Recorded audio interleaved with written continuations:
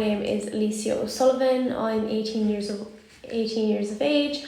I'm almost 19 and I'm currently a Leaving Certificate student in Cork, in West Cork even, in Ireland. So one of the most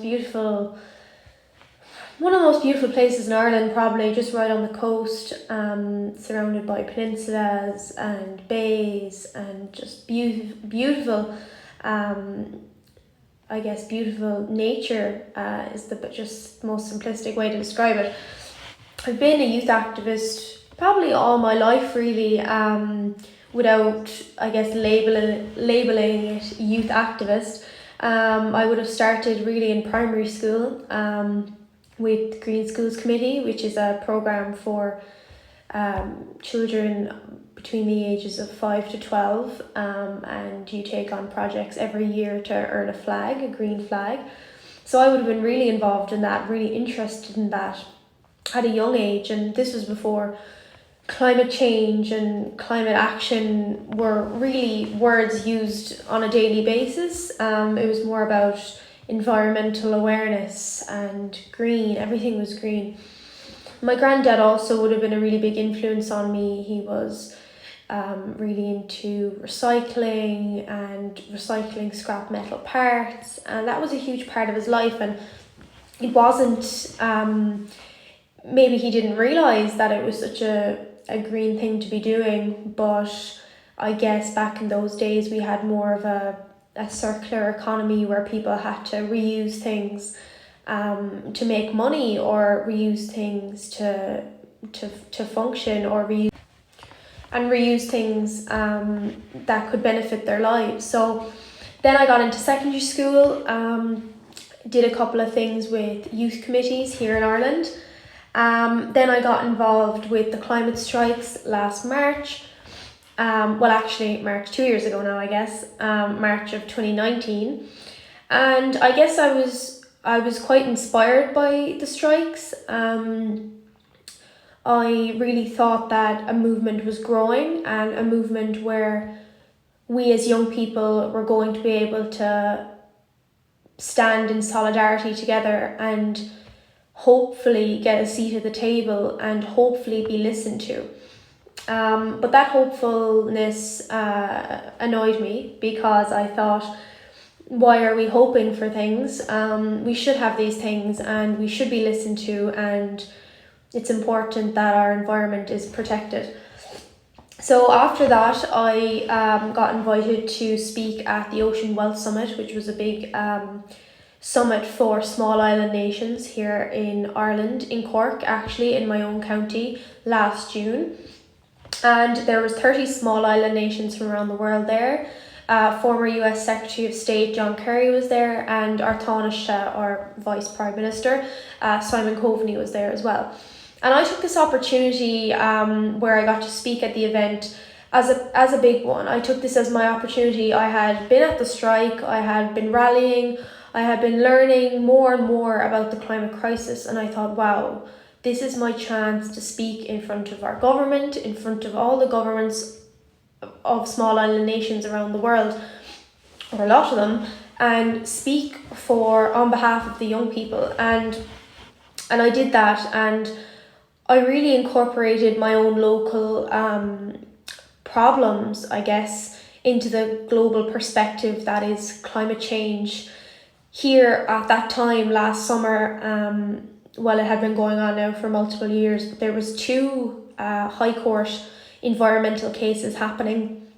The first was called Save Our Skibbereen. My town is called Skibbereen, and basically a company were trying to construct and develop a plastics factory in my town. And being in the beauty that is West Cork, there was a lot of backlash from just the people, and hence the campaign Save Our Skibbereen was developed. The second one was called Protect Our Kelp. Another company was trying to mechanically extract kelp from a bay about half an hour from me. So there was these two huge environmental cases happening in my town, and I guess I was involved as an advocate side. I was already fighting on the national stage for climate action. I was already fighting on the national stage for climate action, and I thought, wow, okay, this is my opportunity to pinpoint what's really happening, because I am a big believer that local is global. And you can look at the climate crisis as a huge thing, but actually if you break it down, there's 100 companies in the world giving 70% of all carbon emissions. All of these problems, like planning permission in countries, allowing plastics factories to be built, allowing mechanical extraction of kelp, all of these policies and legislations that allow this are the real problem. So that's what I started to learn, that everything that's happening locally in every single person's town is why it's such a big problem, because it's not just one person causing the climate crisis or one sector. And I think everyone is starting to understand that a bit more now. It's not just agriculture, aviation.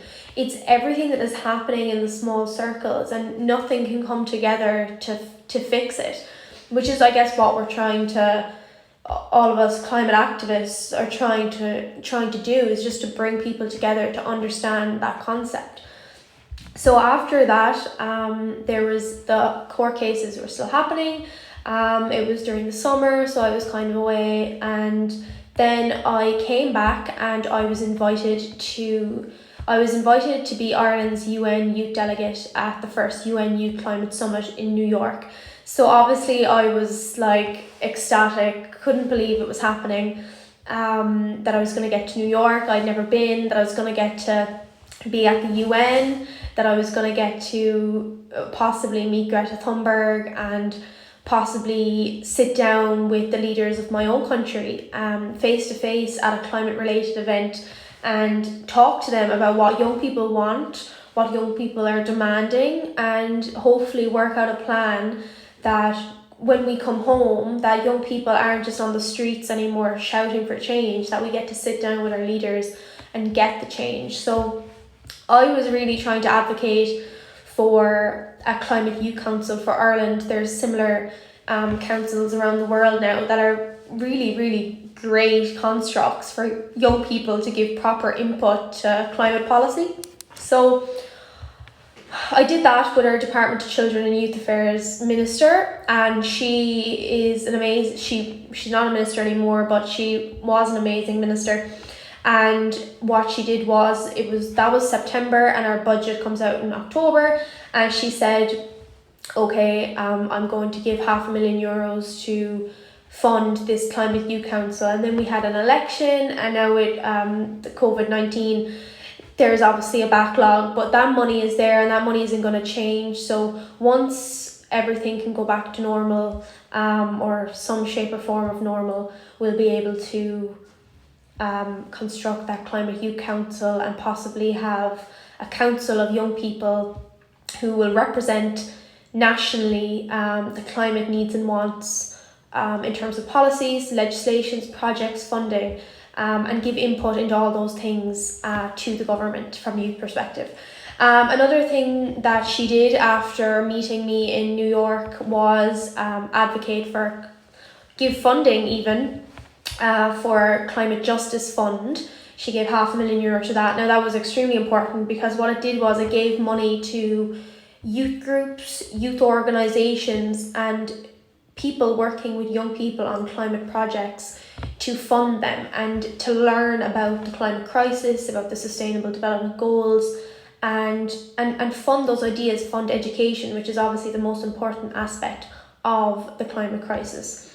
The next thing I kind of did after that was I had obviously met the US Secretary of State John Kerry in June time, and he had taken my contact details, and I kind of thought nothing of it. And then a couple of months ago, I was at a meeting in Skibbereen in my town about trying to get businesses to work together to, I guess, have more renewable energy in their businesses. And I suddenly got this call from Washington, and I thought, oh my God, it's one of those scammy things trying to rob my bank account. But then I thought Washington was quite an unusual place for someone to be ringing me from. And then I looked at my email during this meeting, and I had an email from Secretary of State John Kerry, and he's reaching out asking me to be part of World War Zero, which was his new climate initiative. So there's 70 co-founders, which I'm one of them now. And basically what they're going to do is host town halls, which is going to educate people on the climate crisis and call for climate action. And what's so amazing about this project is that we're all completely different people. Some of us are young climate activists in our own right. Some of them are celebrities, politicians, people who would be Republicans, Democrats, left wing, right wing, people who wouldn't normally fit together are coming together to fight the climate crisis. And I think that's what's most important, like I said earlier, about everyone coming together to fight it.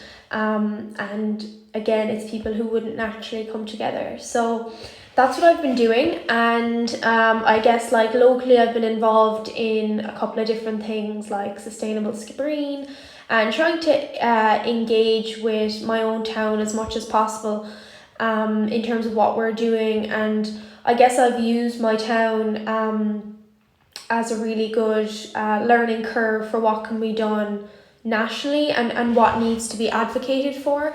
That's always what's been my priority, and being from such a rural area as well, I think agriculture is so important, especially in Ireland in our economic system, and I really want farmers to be supported and helped throughout this, because I think there can be a lot of push and blame, but I truly believe that the people who are most vulnerable in the transition period need to be looked at first, and those people are people working in peat bogs in Ireland, in the farming community, in electricity.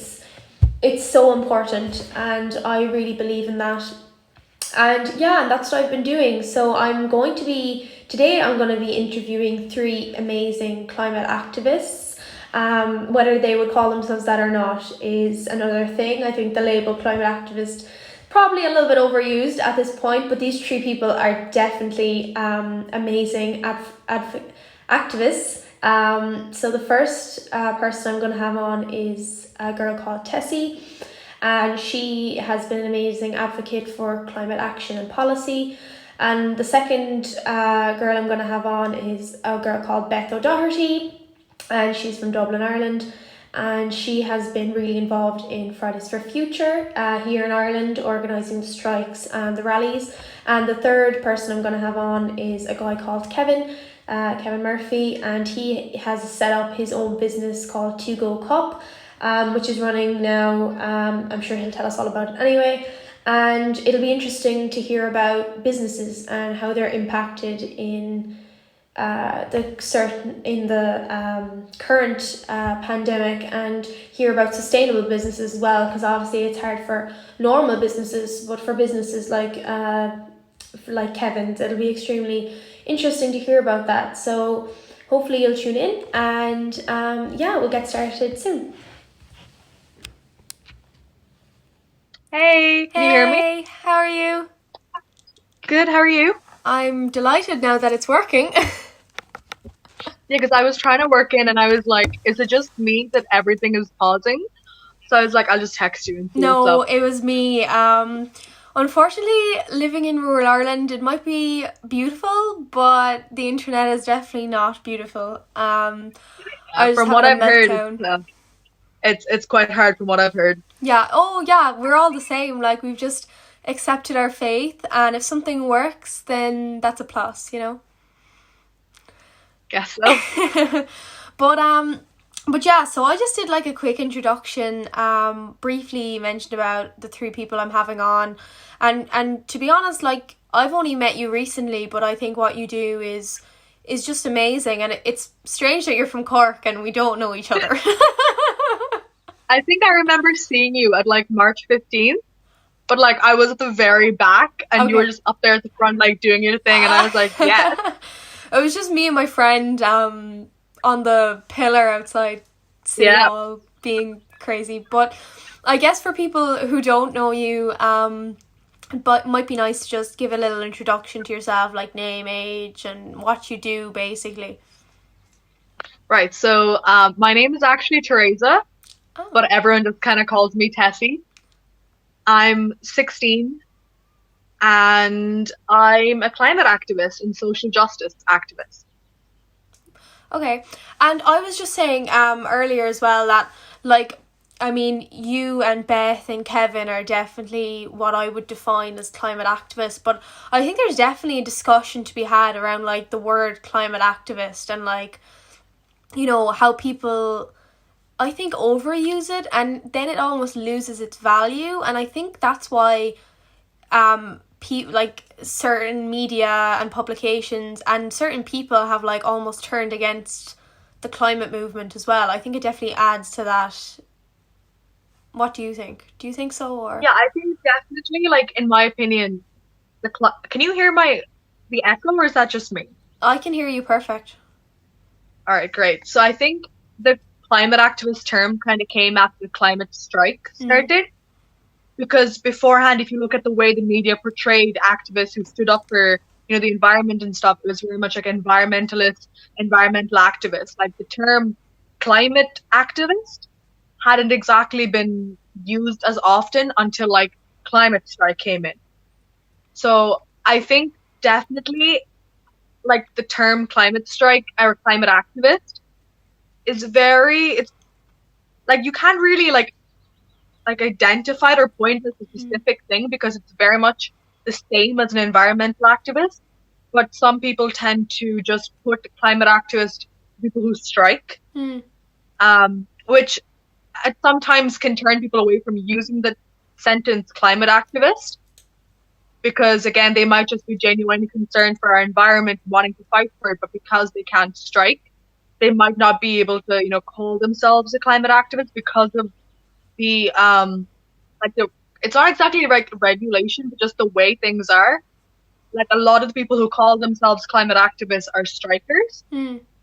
and like you can definitely see like if people say that they're a climate activist, they strike. If they say that they're an environmentalist, they don't really strike. Mm. But that would be like my 2 cents on that.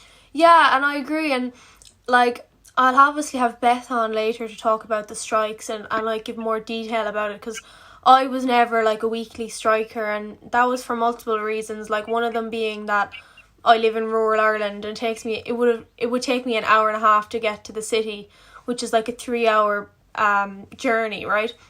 And then the other thing was that not that I don't think that the strikes are a good thing, because I think they are. And I think, like, I mean, now obviously it's like online striking for the period of the pandemic, but I definitely think there's a way forward from the striking. Like if you look at striking as like in history, and even like in really simple terms, like when the nurses in Ireland striked, it's important that something comes from it, because otherwise it loses its momentum. And I'm not Yeah. saying that the strikes have lost their momentum, because I actually don't think they have. But there was definitely a time where when anyone mentioned climate, it was all about the strikes. And I Yeah. feel like there has to be a way forward in terms of talking about policy and legislation, because that's what's really going to make the changes. And I'm not dissing strikes, because I fully believe strikes work. I think they were a great starting point. But like, are we gonna keep striking for the next like 80 years of our lives, our generation, and still get nowhere? Yeah, no, I think definitely like the climate strikes is very much more awareness and drawing attention. And like you said, the policy change and systemic changes are the things that we really, really need to focus on in the next 10, 15 years because that really drives the change we need. Like it's important that when we talk about the climate, it's not just the strikes, it's about the action that comes afterwards. Mm. Like in my opinion, the strikes themselves, they're an amazing way to draw attention because they stop people in their paths Mm. to kind of go, okay, this is happening. Like, why is it happening? But when you consider it for action, I know that in Ireland, anyway, it's not really called for much action. A lot more, like even the youth parliament, to be honest, I was part of that. I'm not seeing anything fruitful come out of that except for maybe us taking a picture with Bruton.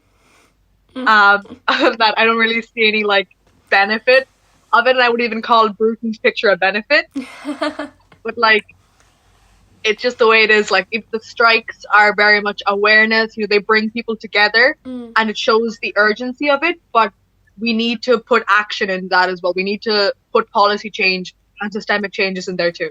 And so we kind of met through the whole We the Planet campaign. And I'll let you explain what that is, and I'll let you explain what it's turned into now as well. Because I think it was an amazing campaign, and I think what it will turn into is even more amazing.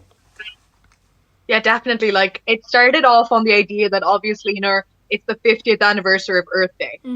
And that has both like a very concerning point of view and a very empowering point of view. Like, it's been 50 years and we're still, fighting for a just, sustainable future. Like, we're still fighting for basic human rights like water and the right to live and stuff. So that would be like the concerning section. And the empowering section would be that, this is something we're fighting together for. Like, we have history in this. It's not, something that we're just doing out of the norm. It's, something that's got history and connection. And it's something we all fight for together. And, obviously, like, we were planning on having big, massive, protests, like demonstrations. But obviously with the current pandemic, we have to live to the health. We have to listen to the, the government and the frontline care workers, and, understand that, if we go against those, that's first of all illegal and also putting people in danger. That's not what we want. And it started because Vice had actually contacted one of our activists and had asked her, like, what are your plans for the future before this Earth Day? Like, are you guys going to be doing anything? Compared from the strikes, because the strikes happen every week, it's not exactly like that different, because it's just a daily thing. And she was thinking, and she was like, let's hold a campaign that make pledges. So initially, like, the campaign was based on, getting thousands of people all over the world to make pledges on Earth Day. So kind of like relating it back to like how on like your birthday or stuff you'd get presents and gifts, that was kind of like the foundation for it. For Earth Day, we'd give something back, because the Earth has been providing us with so much for so many years, and we've been misusing it, and we haven't been respecting her. So, that was kind of the reasons why that we wanted to have like a pledges kind of based campaign. So initially when we had started, we hadn't actually thought of turning into an organization. It was very much, staying as a campaign, getting the pledges done. But as we had like increased our volunteers and talked to the partner organizations, like we had UNICEF, Amnesty International, Oxfam International join us, and like seeing the fact that they, they believed in it too, and like our volunteers were amazing, they believed in it. We were like, let's be an organization that helps people bring these pledges into action. So that was kind of like the foundation that started the Re-Earth Initiative organization, because I feel like we can all make pledges, but it's quite hard unless you're like already in the climate activist circle to actually know how to bring these actions forward, or to know actually how to be an activist or be an environmentally aware activist, and like in our team, we have people who are not part of FFF, who are part of FFF, and like people who are just starting into the climate activism world. And like, we felt that it was really important that we help, others enter that journey and like become more aware about what they can do, instead of like having, I feel like we always ask for people to make these changes, but we never provide the tools to do so. And that's what the Re-Earth Initiative wants to do. And that's one of our main aims. Yeah, and I think it's so important as well, because what you're doing is lessening the exclusiveness around Fridays for Future, like all these different climate activist terms, all these labels like we were discussing.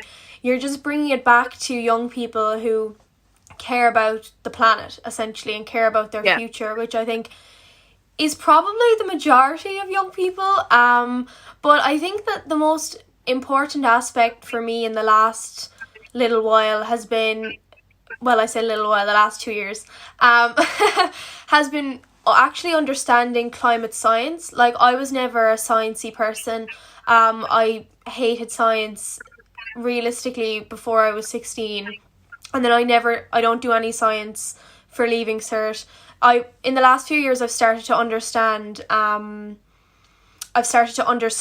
like the interesting aspects of science and starting to appreciate it more. It's the same with maths, actually. I dread maths, but I've understood it more.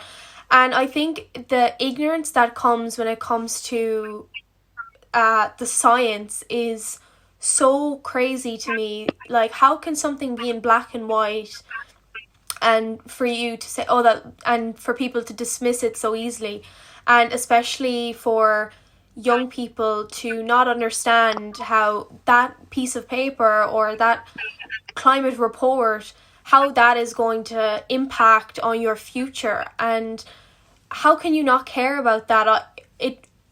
It bothers me, and I also feel that it just, it worries me that young people don't understand that. Yeah, I think that again comes back into like the context or the content inside those reports, because it is very, very hard to understand unless you have like experience, reading sciencey terms or stuff like that. Like it is quite hard to understand the content. That's actually you brought that up. I actually work with an organization called Climate Science. Okay. So they're a completely like non-profit organization that tries to bring understandable but completely backed up by science education to people all over the world. So I currently work for Ireland and India. Oh, wow. And one of the things I really love about that is because I'm a huge person for education. I feel like with education, you can really change the mindsets and the perspectives of the people who are actually, destroying the world. It's that lack of education that really, does not allow us to progress or become more sustainable. And it's amazing because, like, personally, I have not been able to understand the IPCC report. It is quite hard for me to, understand all the facts of the science. And I feel like that might be a reason why a lot of people don't understand the seriousness, the gravity of the climate crisis. Because, like, sometimes you have your newspapers, but they're not backed up by science sometimes. And then you have these completely official reports that half the time you have no idea what they're saying. Yeah. Like, it's so hard to comprehend that. Like, even in schools and stuff, like, the most they teach you is, like, how greenhouse gases work. It's never practical, real-life information. I think that's what we're lacking. And that's probably one of the reasons why, like, a lot of people, a lot of countries don't understand the severity of the climate crisis. Like, I can say in my home of India, there are states who are going to run out of, like, underground water this year. And there are states who have extreme droughts, but none of them realize that this is the impact of the climate crisis because they haven't gotten or received that education. So I think, again, like, I agree with you completely, like, bothers me how people don't understand the severity. But having, talked to individuals who just haven't received this education, it becomes a bit more understandable as to why people don't act. Yeah, you're right, actually. And I guess if you're not, like, I'm kind of contradicting my point, but, like, if you're not in that inner circle, is that you are just faced with maybe something that isn't comprehensible straight away, and you don't have, like, a circle of people to help you to understand it. And I think another aspect of it is, like, even the human mind. I spoke about this with John Kerry, like, with Secretary John Kerry, speaking about, like, how, we don't really plan for, like, 100 years time. And I think another aspect of that, which I didn't mention to him, was the 1.5 degrees. Like, that seems so little to us, because 1 to like 100 really is very small in terms of numbers. Like, the number 1 is tiny in any aspect in our mind. So when we think of 1.5, we're like, oh, that's nothing. So I think numbers have also made this so complicated in terms of, like you said, understanding what it really means. And yeah, I guess that, like, that organization you're involved in, Climate Science, seems like it's something that really, really is necessary to have. Yeah, definitely, because like all of our content is written by scientists. And it's like there's a huge team of editorial. Like, I've read the content myself, and it's just a lot easier to understand. And it really shows you, like, it's completely, like, non-biased, but it's the science. and it really helps someone to like listen to the science. And like you said, actually, it is quite hard if you're not in this like inner circle of activism to understand what exactly it means. Yeah.